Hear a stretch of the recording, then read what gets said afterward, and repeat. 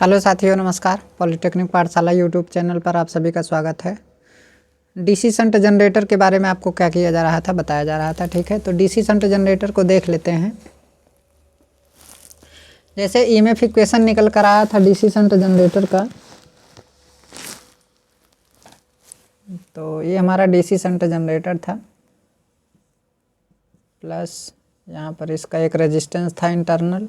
ठीक है, ये प्लस है और क्या है, माइनस है। इसके पैरेलल में एक बाइंडिंग थी, आपको पता होगा। और यहाँ पे हमारा क्या लगा होता है, एक लोड लगा होता है। ठीक है, तो यहाँ से करंट जो हमारी जाएगी, इधर से आई ए करंट इंटर करेगी, इधर से आई ए, इधर से आपका आई एल, और इधर से कौन सी करंट, आई एस एच। और उसके बाद ये हमारा क्या होगा, आई एस एच होगा। इधर कौन सी करंट जाएगी, आई एस एच जाएगी, आई एस एच। और ये हमारा क्या होगा, आर एस एच। ठीक है, तो यहाँ पर जो ईएमएफ इक्वेशन निकाला गया था, हमारा आर ए है और हमारा क्या है, ई है। तो जो इक्वेशन निकाला गया था, तो ई बराबर आपका क्या आया था, ई बराबर आपका आई ए इंटू आर ए प्लस आपका वी आया था। वी कहाँ पर मिलेगा आपको, प्लस माइनस यहाँ पे मिलेगा। ठीक है, तो अब अगर यहाँ पे पावर इक्वेशन की बात की जाए, तो पावर इक्वेशन देखेंगे तो कैसे होगा, आई ए से गुणा कर दीजिए, आई ए से गुणा करने पर। ठीक है, आई ए से गुणा करने पर, तो आई ए से गुणा करेंगे तो ई इंटू आपका आई ए हो गया बराबर आई ए का स्क्वायर इंटू आर ए हो गया, प्लस आपका क्या होगा, वी इंटू आई ए हो गया। तो ये हमारा क्या होगा, टोटल जनरेटेड पावर है, टोटल जनरेटेड पावर। समझ में आया। ये है हमारा आर्मेचर में लॉस पावर, आर्मेचर में कॉपर लॉस। ये हमारा क्या है, आर्मेचर में कॉपर लॉस है, कॉपर लॉस। और V इंटू आई ए, ये क्या है हमारा, आउटपुट पावर है, आउटपुट पावर। नहीं, ये आउटपुट पावर नहीं है। ठीक है, ये हमारा आउटपुट पावर नहीं है। तो यहाँ पर हमारा V मिल रहा है। हाँ, तो ये एक प्रकार से कहा जा सकता है कि हमारा क्या है, आउटपुट पावर है, क्योंकि ISH का मान लगभग क्या होता है, लगभग आप कम ही मानते हैं उसे, क्योंकि ISH हमारा कम होता है, बहुत ज़्यादा नहीं होता है। क्यों, क्योंकि RSH का मान क्या होता है, बहुत ही ज़्यादा होता है। तो RSH का मान ज़्यादा होने की वजह से ISH का मान क्या होता है, कम होता है। तो ये हमारा क्या है, पावर इक्वेशन है, एक प्रकार से क्या है, पावर इक्वेशन है। आप ये कह सकते हैं, ध्यान से देखिए, एक चीज़ और यहाँ पे देख सकते हैं। अगर देखा जाए तो आउटपुट पावर अगर निकालना है तो इस तरीके से निकाल सकते हैं आप। जैसे मान लीजिए, अब आपको पता है कि यहाँ पर क्या है, आई ए बराबर आपका है आई एल प्लस आपका क्या है, आई एल प्लस आपका क्या है, आई एस एच है, क्या है, आई एस एच है। तो अब यहाँ पर ई इंटू आई ए बराबर आपका क्या है, आई ए का square into R A plus आपका वी। आई ए का मान कितना है, आई एल प्लस क्या है आपका, आई एस एच है, ये रख सकते हैं। अब यहाँ पे क्या होगा, आई ए का square into R A plus आपका V into I L plus आपका क्या कहते हैं, वी इंटू क्या होगा, आई एस एच होगा कि नहीं। देखिए ये क्या है, शंट फील्ड जो है, जो वोल्टेज यहाँ पर मिलेगा वही वोल्टेज इसको भी मिलेगा। क्यों, क्योंकि आपस में क्या है, पैरेलल में है। तो अब यहाँ पर ध्यान से देखिए, ई इंटू आई ए, ये हमारा क्या है, इसको छोड़ दीजिए, इसको अभी इसको मत जानिए। यहाँ पर ये जानिए कि हमारा आर्मेचर कॉपर लॉस है, ये टोटल जनरेटेड पावर है, ये आर्मेचर कॉपर लॉस है, और ये हमारा टोटल जनरेटेड पावर है। और लोड को कितना पावर मिल रहा है, ये वाला पावर है, लोड पावर, पीएल। पीएल बराबर क्या है, लोड पावर है। और ये आर्मेचर, ये हमारा क्या है, फील्ड पावर है। फील्ड मतलब फील्ड को जो है V into I S H power क्या हो, आई एस एच मिल रहा है। Field power, FIELD, field power मतलब क्या है कि टोटल पावर जनरेट हुआ इतना ई इंटू आई है, इसका कुछ भाग आर्मेचर कापर लॉस हो गया उसमें कन्वर्ट हो गया, और कुछ जो है फील्ड में कन्वर्ट मतलब फील्ड के पास चला जा रहा है कुछ पावर, और इसका कुछ भाग कहाँ पर मिल रहा है, हमें आउटपुट में मिल रहा है। तो आउटपुट में कौन सा पावर मिलेगा आपको पता है, IL मिलेगा। तो ये हमारा क्या है, आउटपुट पावर है। ये हमारा क्या है, आउटपुट पावर। आउटपुट पावर क्या है, V इंटू IL होगा। आउटपुट पावर हमारा क्या होगा, V इंटू IL होगा। तो इस तरीके से आप क्या कर सकते हैं, समझ सकते हैं। समझ में आया। तो ये पावर इक्वेशन है, एक प्रकार से क्या है, पावर इक्वेशन। हमने करंट का इक्वेशन आपको बता दिया, वोल्टेज का इक्वेशन बता दिया, और यहाँ पर पावर का इक्वेशन हमने निकाल के बता दिया। अब यहाँ पे आप देख ही रहे हैं, आइए का मान रख देंगे तो आपका शंट में कितना पावर है और आपका लोड को कितना पावर मिल रहा है, ये सारी चीज़ें यहाँ से आपको क्या हो जाएंगी, पता हो जाएंगी। समझ में आया। दूसरी बात क्या है, एक बात आपको बतानी है,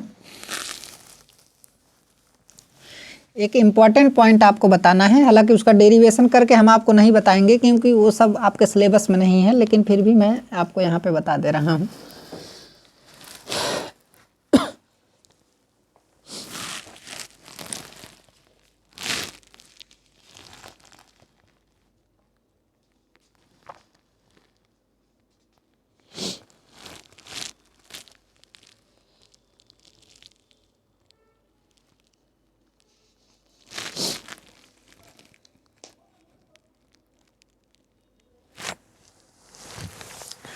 आर्मेचर में मैक्सिमम पावर, अगर मैं आर्मेचर में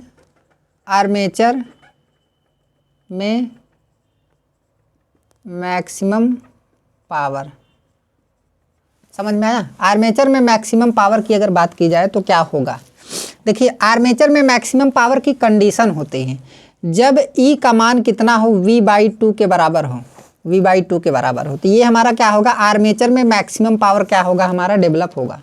समझ में आया। आर्मेचर में मैक्सिमम पावर हमारा क्या होगा, डेवलप होगा। अब ध्यान से देखिए, अगर एक चीज़ देखा जाए यहाँ पे, तो ये कैसे आता है, ये कैसे आता है, ये भी चीज़ आपको बताया जा सकता है, लेकिन हालांकि ज़रूरी नहीं है, लेकिन फिर भी आपको बता दे रहे हैं हम। ध्यान से देखिए, मैक्सिमम पावर के लिए जैसे हमारा E बराबर, अभी हमने क्या किया, कैलकुलेट किया कि IA इंटू क्या होता है, RA होता है, प्लस आपका V इंटू क्या होगा, IA होगा। होगा कि नहीं।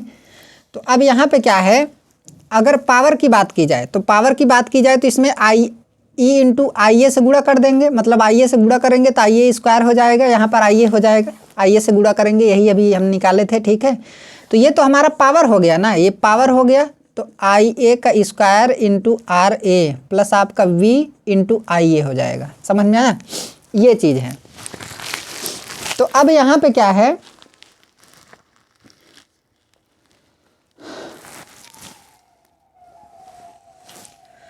तो अब जैसे हमें मैक्सिमम पावर क्या करना है, निकालना है कि मैक्सिमम पावर जो आर्मेचर में होगा वो कितना होगा, इतना होगा। मैक्सिमम पावर आर्मेचर में तब होता है जब voltage, generated voltage output voltage का कितना हो जाए, 1/2 हो जाए। समझ में आया।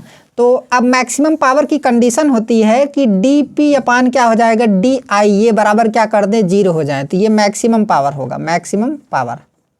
समझ में आया। तो मैक्सिमम पावर की ये कंडीशन होती है। तो ये पावर हमारा, इसका इक्वेशन इतना है, इसमें रख देंगे। जब इसमें रख देंगे तो D/DIA के सापेक्ष हम क्या करेंगे, डिफरेंशिएशन करेंगे। तो IA का स्क्वायर इंटू RA प्लस आपका V इंटू क्या होगा, IA होगा। तो बराबर क्या कर देंगे, 0 कर देंगे। जब बराबर 0 कर देंगे तो उस कंडीशन में आप देख ही रहे हैं, तो यहाँ पर क्या हो जाएगा आपका। ठीक है, तो अब ये कैलकुलेशन करने के बाद, अगर कैलकुलेशन करने की बात की जाए तो अब यहाँ पे मैं आपको बता रहा हूँ कि कितना आएगा। ठीक है, तो यहाँ पे आपका कितना आ जाएगा, बराबर करेंगे तो इसका डिफरेंशिएशन आपको करना पड़ेगा। तो डिफरेंशिएशन करने के बाद जो है आपका कितना आ जाएगा,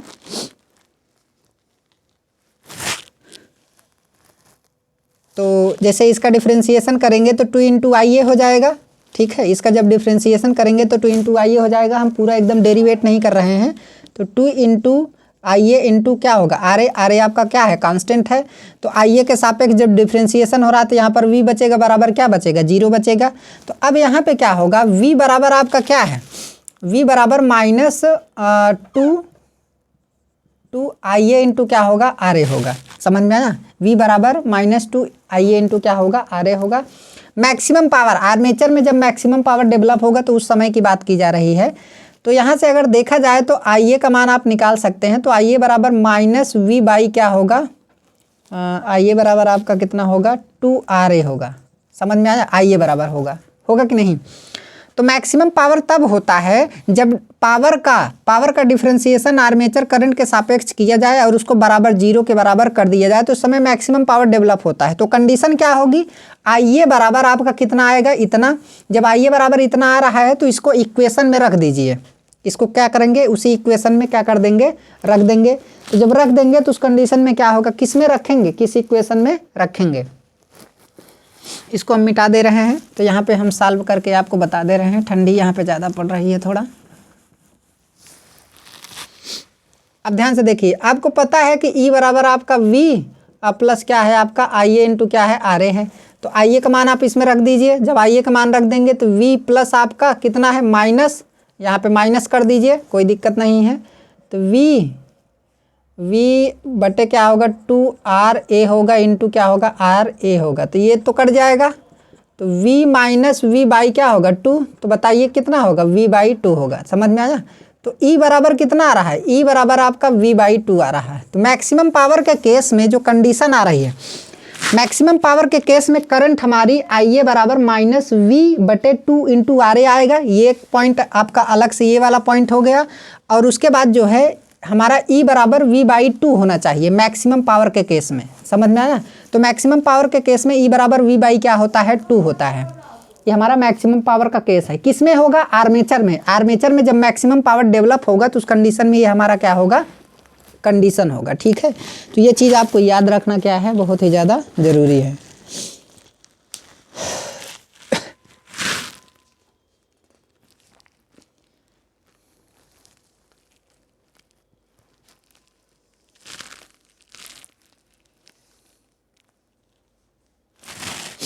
तो अगर देखिए अब दूसरी कंडीशन क्या होती है, अब एक कंडीशन और होती है। ये तो हो गया E बराबर v/2 हो जाएगा। लेकिन अगर maximum power transfer to load को जब मैक्सिमम पावर ट्रांसफ़र होगी तब कंडीशन क्या होगी, ये चीज़ याद रखना ज़रूरी है। देखिए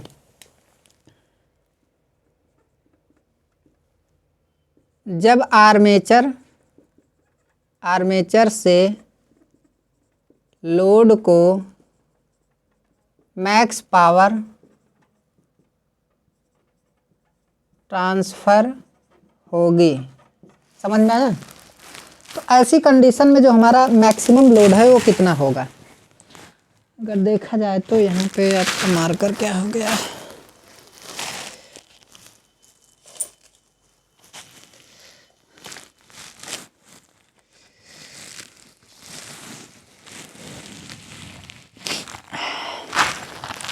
चलिए ठीक है इसी से बता दे रहे हैं।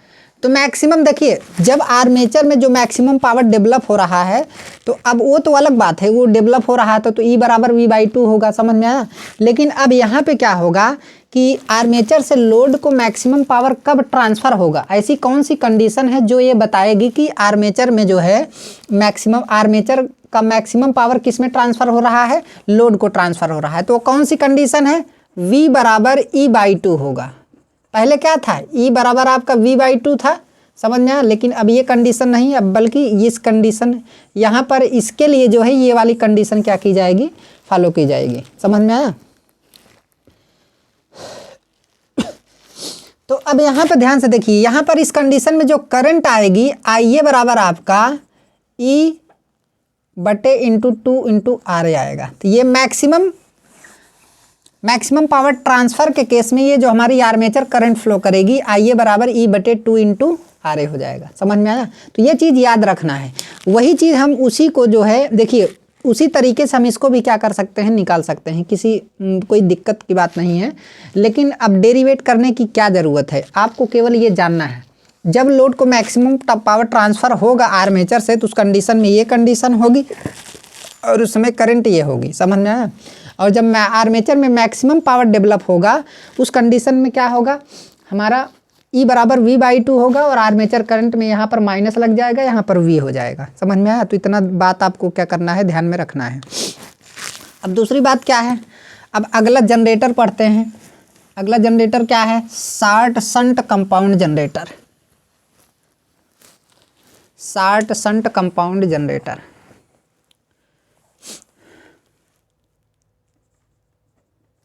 शॉर्ट शंट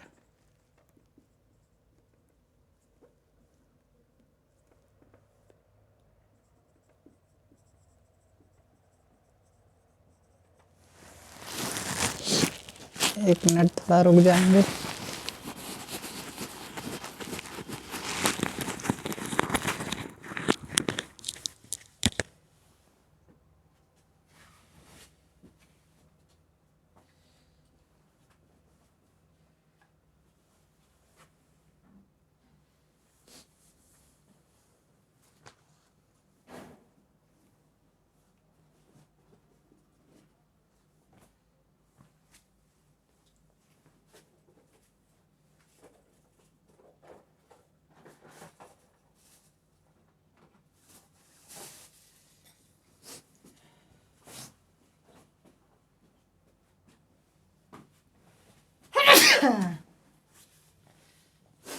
नींद आ जा रही है, सर्दी हो गया है।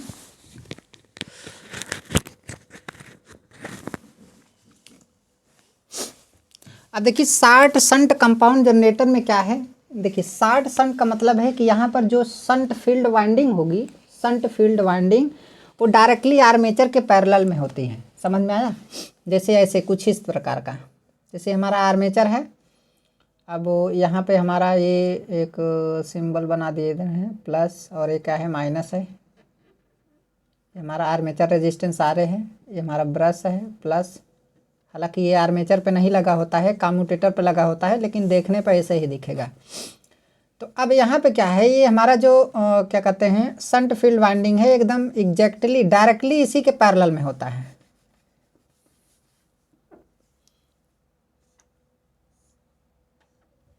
डायरेक्टली इसी के क्या होता है, पैरेलल में होता है, ठीक है।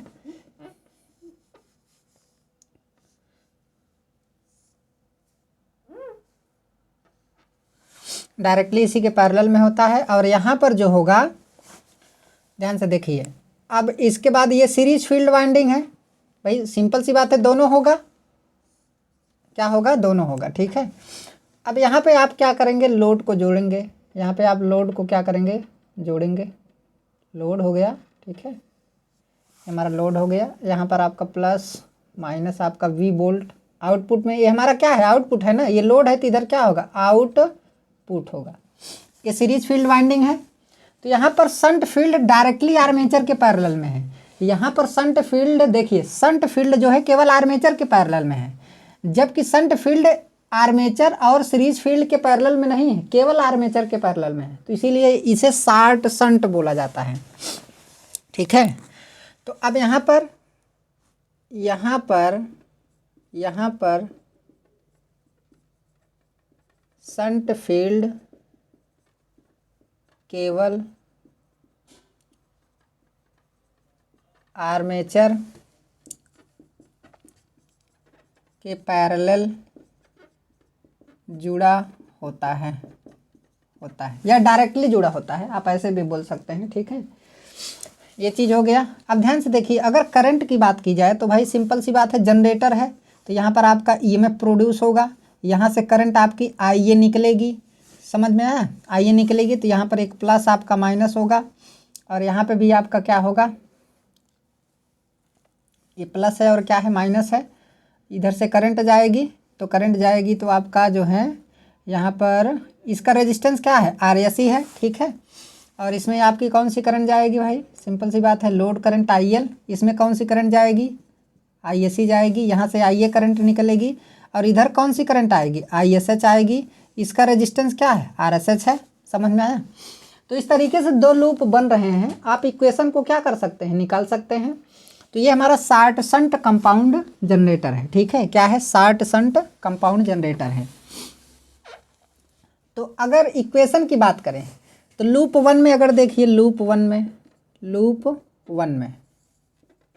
में केवीएल से लूप 1 में केवीएल से, अगर लूप 1 में केवीएल से बात करें तो सोचिए ये हमारा 1 है और हमारा क्या है? 2 है। ठीक है, ऐसे चलिए, ऐसे जब ऐसे चलेंगे तो बताइए -e और प्लस आपका क्या होगा? IA इंटू RA प्लस आपका क्या हो जाएगा?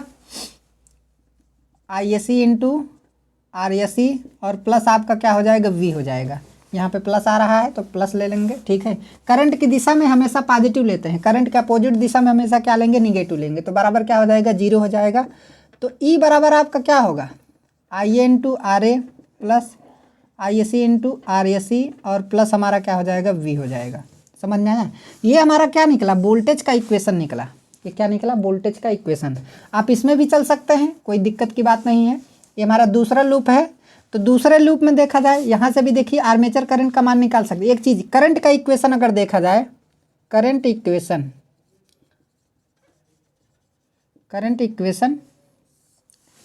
अगर करंट इक्वेशन देखा जाए तो यहाँ पर क्या होगा? IA बराबर आपका पता है ISE प्लस आपका क्या होगा? ISH होगा। अब यहाँ पर ISE बराबर आपका क्या होगा? IL, मतलब जो लोड में करंट जाएगी वही करंट सीरीज फील्ड में भी जाएगी। समझ में आया? तो ये चीज़ यहाँ पे याद रखना है। जो करंट यहाँ पर देखिए लोड में जा रही है वही करंट सीरीज फील्ड में भी तो जा रही है, तो दोनों आपस में क्या होंगे? बराबर होंगे। तो कोई दिक्कत की बात नहीं है। तो ये हमारा करंट का इक्वेशन हो जाएगा। अब लूप 2 में अगर देखा जाए, लूप 2 की बात करें तो उस कंडीशन में देखिए, इसको हम मिटा दे रहे हैं, ऊपर वाला सभी लोग जान रहे हैं।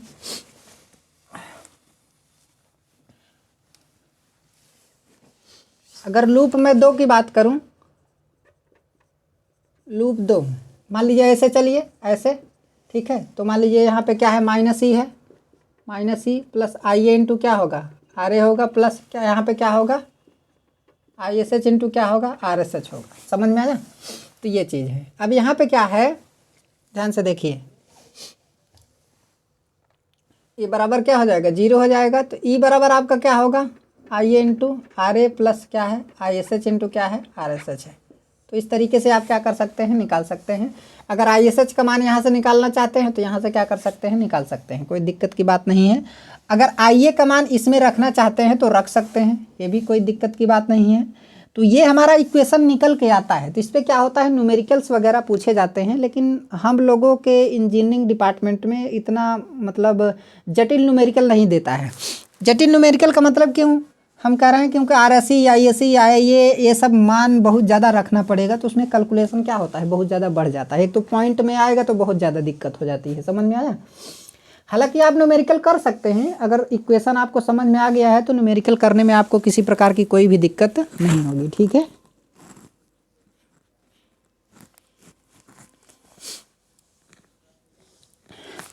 अब यहाँ पे क्या है? ये तो हो गया आपका करंट इक्वेशन, हो गया वोल्टेज इक्वेशन, हो गया। कैसे निकालेंगे आप ये भी अच्छे तरीके से जान गए हैं। ये short shunt compound DC generator हो गया। अगर लॉन्ग शंट की बात करें, किसकी बात करें? लॉन्ग शंट की। तो लॉन्ग शंट के केस में भाई अब यहाँ पे क्या होगा? लॉन्ग शंट के केस में, लॉन्ग शंट के केस में ये हो जाएगा। लॉन्ग शंट के केस में क्या हो जाएगा? ये हो जाएगा।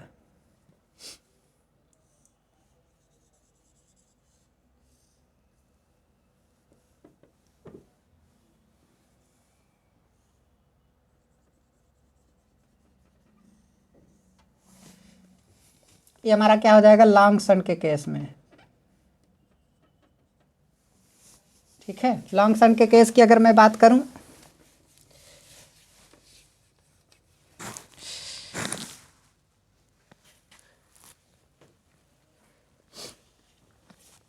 तो अब यहाँ पे डिफिनेशन में क्या लिखेंगे? यहाँ पे shunt field, long shunt DC generator समझ में आया? Long shunt DC generator. तो यहाँ पर अगर इक्वेशन की बात की जाए तो सोचिए IA बराबर ISE होगा, क्योंकि जो करंट आर्मेचर में जाएगी वही सीरीज फील्ड में जाएगी।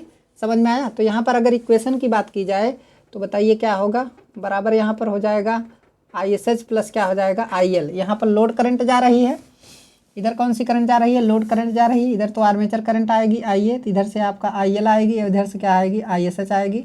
ठीक है, तो ये हमारा क्या है लोड करंट, ये हमारा क्या है ISH करंट। अब यहाँ पर देखिए एक डिफिनीशन आपको लिखना है, यहाँ पर शंट फील्ड, यहाँ पर shunt field winding SERIS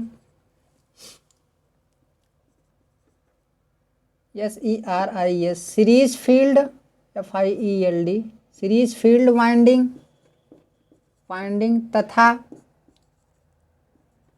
armature दोनों के पैरेलल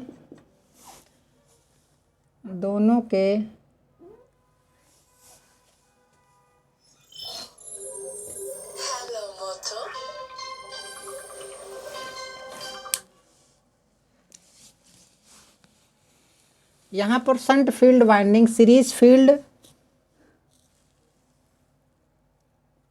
फील्ड वाइंडिंग तथा आर्मेचर दोनों के पैरेलल होती है। हो सकता है डिफिनीशन थोड़ा मिस्टेक हो जाए, तो आप इस तरीके से भी लिख सकते हैं, सीरीज फील्ड तथा आर्मेचर के से, हाँ सीरीज फील्ड तथा आर्मेचर के सीरीज कॉम्बिनेशन के पैरेलल में जुड़ा होता है, इसलिए क्या कहलाता है लॉन्ग शंट। देखिए सीरीज फील्ड वाइंडिंग और आर्मेचर दोनों के सीरीज कॉम्बिनेशन के पैरेलल में क्या होता है जुड़ा होता है, यही चीज़ लिखा गया यहाँ पर। Shunt field winding series field winding तथा आर्मेचर के सीरीज कॉम्बिनेशन के पैरेलल में क्या होता है जुड़ा होता है। तो ये डिफिनीशन एकदम क्या है एक्यूरेट है, इसको कोई नहीं काट सकता है। ठीक है, तो ये चीज़ आपको जानना बहुत ही ज़्यादा ज़रूरी है। और रही बात इक्वेशन निकालने की, तो इक्वेशन आप वैसे ही निकाल सकते हैं, कोई दिक्कत नहीं है। अगर करंट की बात की जाए तो करंट का इक्वेशन निकल ही गया है।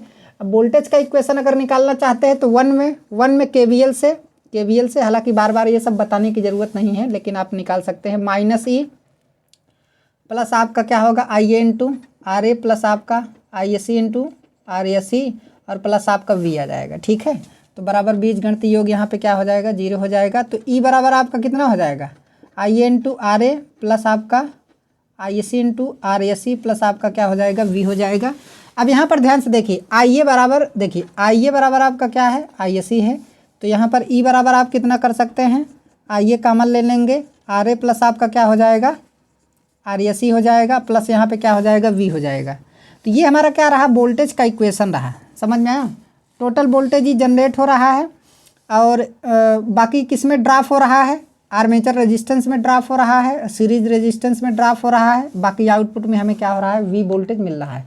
V हमारा क्या है आउटपुट वोल्टेज है, RSC क्या है सीरीज फील्ड रेजिस्टेंस है, RA क्या है आर्मेचर रेजिस्टेंस है। ये चीज़ आपको पहले ही बता दिया गया है। ठीक है, अगर यहाँ से आप करंट IA का मान निकालना चाहते हैं तो IA तो नीचे दिखेगा नहीं, तो ऊपर हम दिखाते हैं आपको। तो इसको हम मिटा दें, डिफिनीशन सभी लोग लिख लिए होंगे। तो अगर IA का मान निकालना चाहते हैं तो यहाँ से IA बराबर आपका क्या कर सकते हैं निकाल सकते हैं। तो E माइनस क्या हो जाएगा V बट्टे क्या हो जाएगा RSC प्लस आपका क्या हो जाएगा RA हो जाएगा। तो ये हमारा आर्मेचर करंट का मान हो गया। देखिए पावर इक्वेशन भी आप यहाँ पे क्या कर सकते हैं निकाल सकते हैं, आर्मेचर करंट का गुणा करके तमाम सारी चीज़ें जो भी आप करिए उसमें करके पावर इक्वेशन निकाल सकते हैं। ठीक है, बाकी सारी चीज़ें बार बार बताने की ज़रूरत नहीं है, जैसा कि हमने सीरीज और शंट में आपको क्या किया है बताया है। और मैक्सिमम पावर कब डेवलप होगा और कब मैक्सिमम पावर ट्रांसफ़र होगा, दोनों की कंडीशन क्या होती है अलग अलग होती है। और उस कंडीशन में जो करंट फ्लो होती है उस करंट को भी आपको ध्यान में रखना है, कहाँ पर E होगा कहाँ पर V होगा, वो सारी चीज़ें आपको याद रखनी है। ठीक है, तो ये आपका टॉपिक आपका यहीं पे ख़त्म होता है। अब आ जाता है कि ये दोनों लॉन्ग शंट और शॉर्ट शंट दोनों जनरेटर जो है दो दो प्रकार के होते हैं, एक डिफरेंशियल कंपाउंड DC जनरेटर और एक कम्युलेटिव कंपाउंड DC जनरेटर। समझ में आया, तो ये चीज़ आपको याद रखना ज़रूरी है। जैसे डिफरेंशियल का मतलब क्या है, जैसे आप यहाँ पे DC आपका क्या है मशीन है, ये तो पहले से ही था। सबसे पहले हम कम्युलेटिव कंपाउंड डीसी जनरेटर पढ़ेंगे। क्या पढ़ेंगे? Cumulative compound DC generator.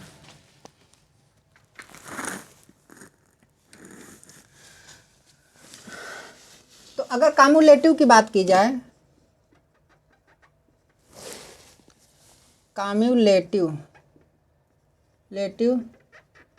Compound DC generator, तो कम्युलेटिव कंपाउंड डीसी जनरेटर की अगर बात की जाए तो कम्युलेटिव कब होगा? जब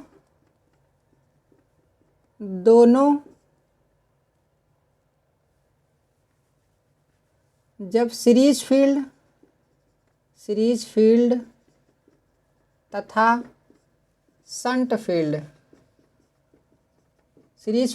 शंट फील्ड दोनों में करंट की दिशा सेम हो तो ऐसे जनरेटर को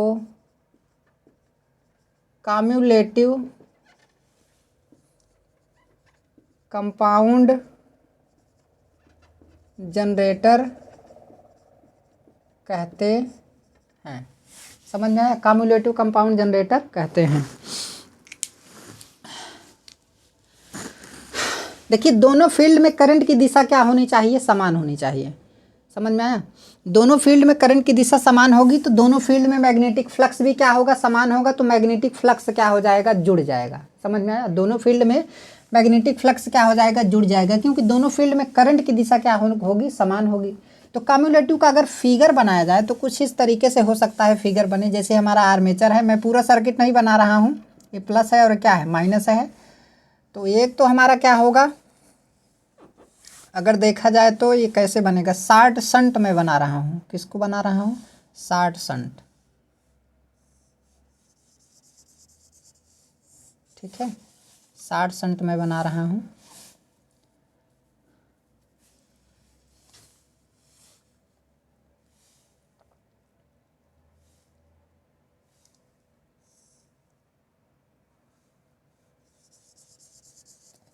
देखिए, ये सीरीज फील्ड है, ये हमारा क्या है? सीरीज फील्ड है।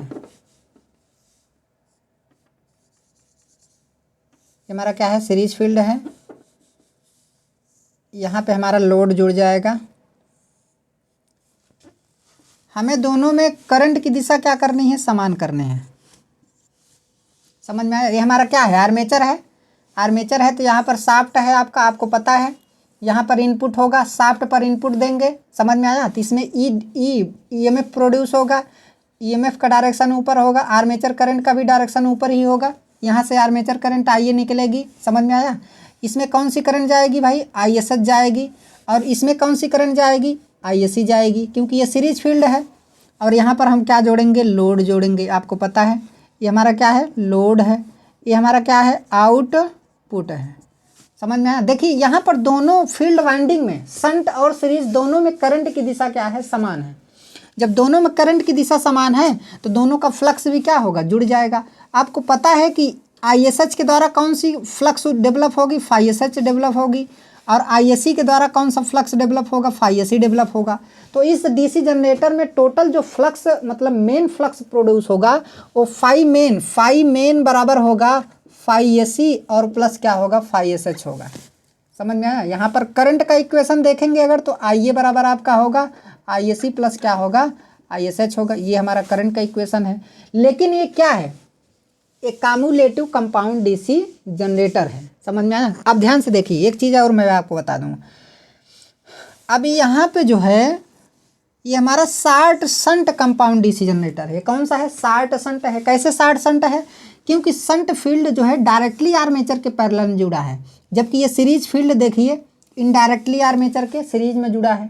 आप ऐसे भी बोल सकते हैं कि सीरीज फील्ड इनडायरेक्टली आर्मेचर के सीरीज में जुड़ा है, जबकि शंट फील्ड डायरेक्टली आर्मेचर के पैरेलल में जुड़ा है। आप दो तरीके से इसे क्या कर सकते हैं? बोल सकते हैं। देखिए, सीरीज फील्ड तो सीरीज में ही जुड़ा है ना, आर्मेचर के सीरीज में ही जुड़ा है।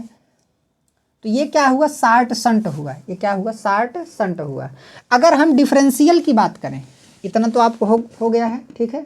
किसकी बात करें, डिफरेंशियल की बात करें, तो डिफरेंशियल के केस में यहाँ पर दोनों फ्लक्स, देखिए इस केस में क्या है, कम्युलेटिव के केस में, इस case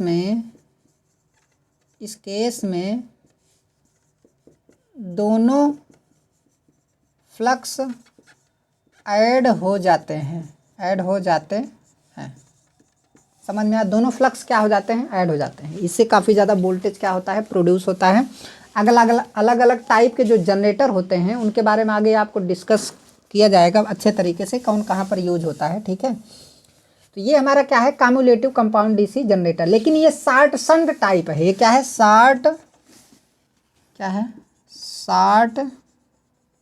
shunt type cumulative DC generator, समझ में आया। तो ये चीज़ आप लिख सकते हैं। ऐसे आप लॉन्ग शंट का भी बना सकते हैं, लॉन्ग शंट। तो लॉन्ग शंट का कैसे बनाएंगे आप, हालांकि ये सब बहुत ज़्यादा डिटेल में जानने की ज़रूरत नहीं है, ठीक है, लेकिन फिर भी इतना तो आपके बुक में भी नहीं दिया है जितना मैं बता रहा हूँ आपको।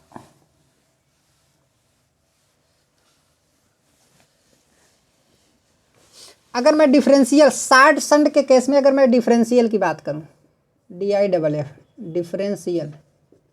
Differential compound DC generator, differential compound DC generator की अगर मैं बात करूं, तो यहाँ पर डिफरेंशियल कंपाउंड डीसी जनरेटर के केस में जो है, देखिए ये हमारा क्या है, आर्मेचर है, ये हमारा क्या है, आर्मेचर है, ये प्लस है और क्या है, माइनस है, ठीक है। तो ये तो शार्ट शंट अगर दिखाएंगे तो शंट फील्ड तो आर्मेचर के एकदम डायरेक्टली जुड़ा होगा पैरेलल में। अब यहाँ पे हमारा क्या है, सीरीज फील्ड है, यहाँ पे हमारा क्या है, सीरीज फील्ड है। अब ये हमारा क्या है, सीरीज फील्ड है, समझ में आया। ये हमारा क्या हो गया, सीरीज फील्ड हो गया, और यहाँ पे हमारा क्या हो गया, आउटपुट लोड हो गया। तो ये हमारा क्या है, इनपुट हो गया, और ये हमारा क्या हो गया, आउटपुट हो गया। शाफ्ट पर इनपुट यहाँ भी दिया जाएगी, क्योंकि जनरेटर है ना, इसमें देखिए ई है और क्या है, IA है, दोनों का डायरेक्शन क्या होगा, सेम होगा। तो यहाँ से आर्मेचर करंट IA निकलेगी, यहाँ से कौन सी करंट जाएगी, ISH जाएगी।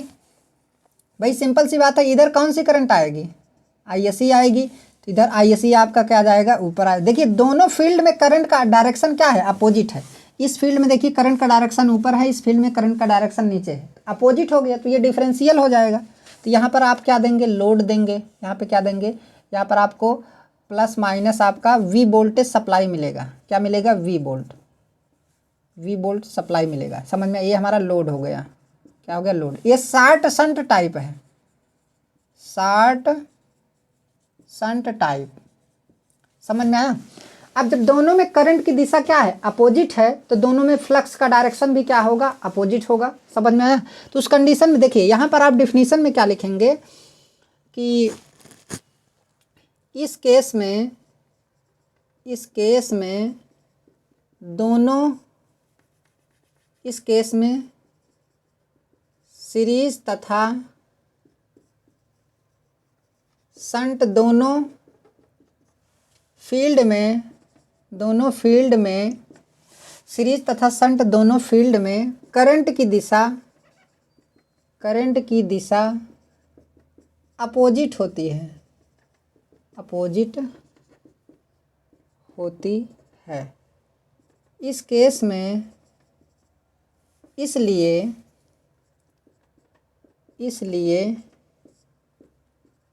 यहाँ पर फ्लक्स कम मिलता है,